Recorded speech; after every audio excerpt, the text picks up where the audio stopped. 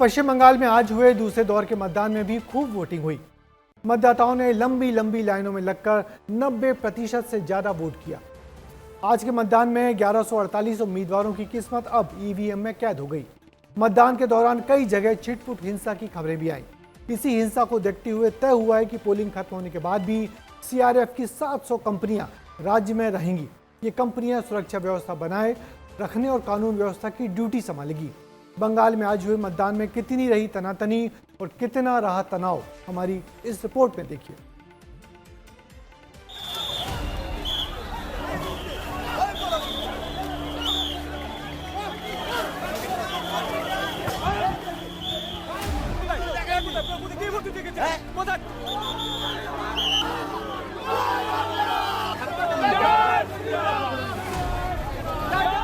ये लोगों की भीड़ सुवेंदु अधिकारी के काफिले को रोकने के लिए इकट्ठी हुई थी, लेकिन भीड़ को देख अधिकारी भी राम के नारे लगाने लगे।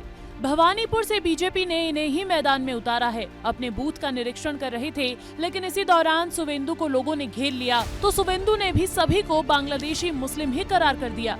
सब बांग्लादेशी मुसलमान, सब बांग्लादेशी मुसलमान, सब बांग्लादेशी मुसलमान, सब बांग्लादेशी मुसलमान। सुवेंदु अधिकारी का भवानीपुर में मुकाबला पश्चिम बंगाल की 3 बार की मुख्यमंत्री ममता बनर्जी से है। मुकाबला टक्कर का है क्योंकि ममता की नैया की पतवार पिछले विधानसभा चुनाव में सुवेंदु ले चुके हैं। दरअसल 2021 के विधानसभा चुनाव में ममता बनर्जी नंदीग्राम सीट से चुनाव लड़ रही थी। सामने थे सुवेंदु। परिणाम आया और सुवेंदु अधिकारी की जीत हुई। मुख्यमंत्री बनी तो ममता बनर्जी, लेकिन बिना विधायक बने। 6 महीने के अंदर अंदर भवानीपुर से टीएमसी विधायक सोवनदेव चट्टोपाध्याय ने इस्तीफा दिया। उपचुनाव हुए और एक बार फिर ममता बनर्जी ने चुनाव लड़ा, इस बार जीत हासिल की। वैसे भवानीपुर ममता की पुरानी सीट है और इस पर वो पहले भी 2 बार जीत चुकी हैं। बंगाल में चुनावी सरगर्मी तो खूब तेज है। मतदान के दिन भी ममता बनर्जी ने बीजेपी पर टीएमसी के कार्यकर्ताओं को पीटने का आरोप लगाया है। देखिए कैसे हमारा वर्कर को पिटा है रात में। Officer in charge Vijayganj police station Bhangor. एक क्या गुंडाराज चल रहा है, देश को बेच दिया। ऐसे वोट कभी होता है?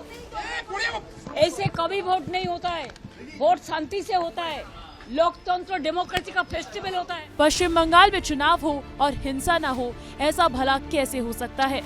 फाल्ता के सुरक्षा कर्मियों ने हंगामा कर रही वोटर्स पर लाठीचार्ज कर दिया। सतगाछिया में केंद्रीय बलों को लाठीचार्ज करना पड़ा। साउथ 24 परगना में बीजेपी उम्मीदवार विकास सरदार ने टीएमसी कार्यकर्ताओं पर उनकी कार पर हमला करने का आरोप लगाया। हुगली में टीएमसी और आईएसएफ कार्यकर्ताओं के बीच मारपीट हुई तो नदिया में बीजेपी के पोलिंग एजेंट पर हमला हुआ। यही नहीं, कई जगहों पर खूब हंगामा हुआ। नेताओं का कहना है कि शांतिपूर्वक चुनाव हो रहे हैं, लेकिन कितना शांतिपूर्वक हुआ वो तस्वीरों में दिख ही रहा है। झड़प के अलावा चुनावी रंग भी मतदान के दौरान देखने को मिले। बड़े बड़े चेहरे वोट डालने पहुंचे। जनता जाग चुका है, ये जाने वाला है। निश्चित रूप में ममता बनर्जी जी के दिन अब बहुत कम रह गए हैं। ये क्या होने वाला, बहाव आने वाला है और आतंक के परिवेश कौन बना रहे बंगाल में वो लोग देख रहे हैं और इसका जवाब लोग देख रहे हैं। बस ममता बनर्जी अभी पैनिक में है, उसको देख के ही लग रहा है। सुबह सुबह वोट में के लिए घूम रहे हैं, नर्वस हो गए हैं। इंग्लिश में कहते हैं ना रिवेंज वोटिंग, प्रतिशोध लेने का वोट दे रहे हैं। मतदान हो चुका है, नतीजे 4 मई को आने वाले हैं। टीएमसी जीत दर्ज करती है तो ममता बनर्जी पश्चिम बंगाल की 4थी बार मुख्यमंत्री बनेंगी। लेकिन अगर बीजेपी बंगाल फतेह करती है तो सीएम की कुर्सी पर कौन बैठेगा, इस पर अभी मंथन होना बाकी है। कयास लगाए जा रहे हैं कि ममता के सामने बीजेपी भी किसी महिला को ही मुख्यमंत्री बना सकती है। ब्यूरो रिपोर्ट, विस्तार न्यूज। तो पश्चिम बंगाल में मतदान की प्रक्रिया खत्म होते ही मतदान बाद सर्वे के परिणाम सामने आ गए। हम आपको सिलसिलेवार सभी 5 राज्यों के एग्जिट पोल के नतीजे दिखाएंगे। इन एग्जिट पोल के नतीजों में सबसे ज्यादा चौंकाने वाला परिणाम पश्चिम बंगाल का आ रहा है। हम आपको पोल ऑफ पोल यानी कि 4 या 5 एजेंसियों के सर्वे का औसत नतीजा दिखाएंगे। सबसे पहले बात पश्चिम बंगाल की करेंगे, जहां पोल ऑफ पोल्स में बंगाल की कुल 294 सीटें हैं, जिनमें बीजेपी को 166, ममता की पार्टी टीएमसी को 121 और अन्य को सिर्फ 7 सीटें मिलती दिख रही हैं। तो बंगाल के बाद अब बात असम की करेंगे, जहां पोल ऑफ पोल्स में असम की कुल 126 सीटें हैं और सभी सर्वे के औसत नतीजों में बीजेपी और गठबंधन को 93, कांग्रेस और उनके साथी गठबंधन को सिर्फ 26 तो अन्य को 7 सीटें मिलते ही दिख रही हैं। बंगाल और के बाद अब बात करेंगे हम तमिलनाडु की, जहां की 234 सीटों पर आए मतदान बाद सर्वे में डीएमके की सत्ता में वापसी साफ दिख रही है। सत्तारूढ़ डीएमके को 128 तो एआईएडीएमके को 87 और अन्य को 18 सीटों का अनुमान है। यहां कांग्रेस डीएमके के साथ तो बीजेपी एआईएडीएमके के साथ चुनावी मैदान में उतरी हुई है। अब बात केरल की भी करेंगे। केरल की 140 सीटों में सत्ताधारी एलडीएफ 61 तो कांग्रेस की अगुवाई वाली यूडीएफ को 78 सीटों के साथ सत्ता में वापसी करते हुए देखा जा सकता है। और आखिर में केंद्र शासित प्रदेश पुडुचेरी में कुल 30 सीटें हैं। एनडीए की 20 सीटें हैं और कांग्रेस के पास सिर्फ 8 सीटें आती हुई दिख रही हैं। अन्य के पास 2 सीटें जाने का अनुमान लगाया जा रहा है। तो कुल मिलाकर 5 राज्यों में बीजेपी 3 में साफ तौर पर सरकार बनाती दिख रही है, मगर ये एग्जिट पोल के नतीजे हैं। और मतदान बाद के नतीजों में बंगाल में मिल रही बीजेपी की बढ़त पर बात करते हैं अपने संवाददाता अमृत तिवारी से। तो अमृत, आप मुझे बताएं कि ये जो एग्जिट पोल के जो नतीजे हैं पोल ऑफ पोल्स के, तो आप तो पश्चिम बंगाल में गए थे चुनाव के दौरान, तो कितने सच्चाई के करीब दिख रहे हैं नतीजे?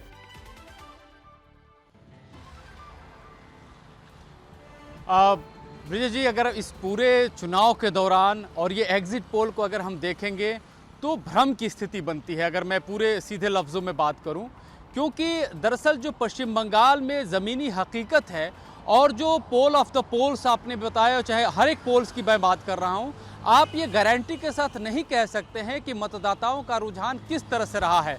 दरअसल यहाँ पे 2 चीज़ें बड़ी बेसिक ज़मीनी तौर पे देखी गई। एक तो देखा गया कि जो बंगाली समाज है, जो आम समाज है, और ख़ासतौर पे मैं तो साउथ बंगाल में ही ज़्यादातर घूमा, वहाँ पे जो बंगाली समाज है वो हिंदी आक्रमण के तौर पे देख रहा था। जैसे भी कोई बाहर से कोई पत्रकारों को भी उसी नज़रिए से देखा जा रहा था, और जो नेता बोल रहे थे हिंदी में भाषण दे रहे थे उनको भी उसी नज़रिए से देखा जा रहा था, जो आम सेंटिमेंट था बंगाली का। और दूसरी बात, इसमें कुछ रैशनल तर्क है जिससे जो समझा जा सकता है। नो डाउट, इसमें कोई शक नहीं है कि भारतीय जनता पार्टी, इनके तमाम नेता, बड़े से बड़े नेता कैमरे से दूर होकर के जिस तरह से हमने हरियाणा में देखा था वैसे पश्चिम बंगाल के गांव देहात में घूमे थे, ड्राइंग रूम मीटिंग की थी, नुक्कड़ सभाएं की, और यहाँ पे नो डाउट उनके जो मत प्रतिशत है वो जरूर अप्रत्याशित रूप से बढ़ेंगे। सवाल एक ही खड़ा होता है कि क्या ममता दीदी रिपीट करेंगी या हार जाएंगी। सीधे सीधे दारोमदार ममता बनर्जी पे ही है, और क्योंकि उनका कद इतना बड़ा है कि सबकी निगाहें उन्हीं पे टिकी हुई हैं। लेकिन आपने देखा होगा कि चाहे मध्य प्रदेश हो, महाराष्ट्र हो या फिर अन्य राज्य हो, अगर कोई फ्रीबीज का ऐलान हुआ हो और वो सरकार हार गई हो, वो थोड़ा सा पचाने में थोड़ा सा बिल्कुल आपने सही कहा। फ्रीबीज वाली बात आपने सही की। इस समय सरकार का रिपीट होना बड़ा आसान हो गया, जो पहले होता नहीं था। एंटी इनकम्बेंसी फैक्टर तकरीबन समाप्ति हो गया, सभी सरकारें लौटती हुई दिख रही हैं। और यदि यहाँ टकराव, बड़ा फाइट, बड़ा क्लोज फाइट दिख रही है, तो हमने आपकी फेसबुक रिपोर्ट भी जब पढ़ी थी जिसमें आपने जो टीएमसी ने जिस तरीके से बंगाल में अपने पैर फैलाए हैं और वहाँ पे बंगाल में जितना मजबूत गढ़ बनाया है हुआ है, तो उस पर आपने बड़ी विस्तार से लिखा था। मगर हम यही जानना चाहेंगे किस तरीके से, यदि जो एसआईआर है तो एसआईआर से वोटिंग प्रतिशत तो बढ़ा है, मगर क्या ये एसआईआर चुनावी परिणामों पर भी नतीजे पर असर डालेगी क्या? जी देखिए, कुछ हद तक तो ज़रूर डालेगी, क्योंकि अभी तक जो मत प्रतिशत रहा है वो 80 से 82% के आसपास रहा है। आज तो 3 बजे के दौरान ही पिछले 2021 का रिकॉर्ड टूट गया था, और अब जो है चूँकि 91% के आसपास जो है नोटिंग जो है होने जा रही है सेकेंड फेज़ की। मूल बात यह है, मैं आपको बताऊं ब्रजेश जी, कि जिस तरह से आपने चूंकि बहुत लंबे अरसे से आपने पोल को कवर भी किया है, सेंटिमेंट क्या कहता है। पश्चिम बंगाल में वो सेंटिमेंट हिंदुओं का नहीं है जो आप मध्य प्रदेश, उत्तर प्रदेश, दिल्ली, हरियाणा यहाँ पे आप देखते हैं। वहाँ पे हिंदू सेंटिमेंट डिफरेंट है। बहुत गहरी बात कही कि जो सेंटिमेंट है वो अहिंदी भाषी इलाकों में बीजेपी उसको पकड़ना उसको थोड़ा मुश्किल होता है।